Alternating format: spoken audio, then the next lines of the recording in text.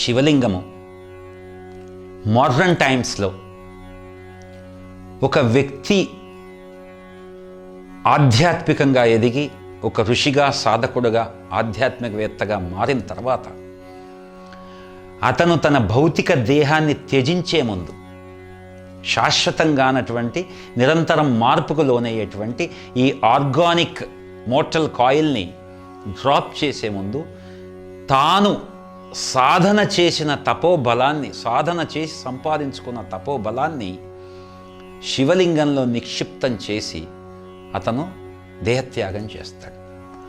ఆ శివలింగంలో నిక్షిప్తమైన ఆ తపోబలం తర్వాత మనలాంటి ఆర్డినరీ బీయింగ్స్కి అది పనిచేస్తుంది.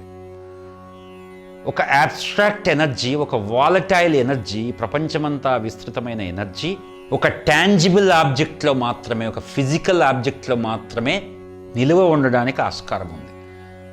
కాబట్టి శివలింగం అనేది ఒక పవర్ గ్రిడ్ లాంటిది.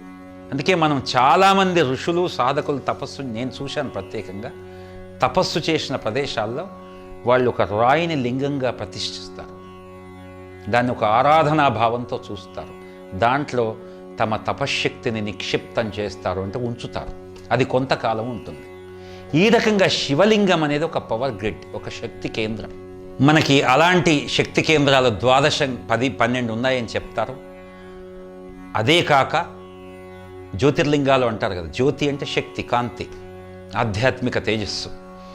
అలాగే ప్రతి చోట కూడా శివలింగానికి నిరంతర ఉపాసన జరుగుతూ తమ తపశ్శక్తిని గనక దాంట్లో నిక్షిప్తం చేస్తే ఆ శివలింగం ఒక శక్తి కేంద్రంగా పనిచేస్తుంది.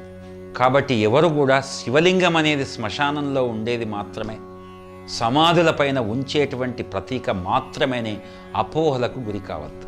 ప్రతి ఇంట్లో శివలింగం ఉండొచ్చు. ఆరాధన మనం జలంతో ఆరాధన చేయలేనప్పుడు, పుష్పాలతో, పత్రితో ఆరాధన చేయలేనప్పుడు మానసిక ఆరాధన కూడా, మానస పూజ కూడా చేసుకోవచ్చు.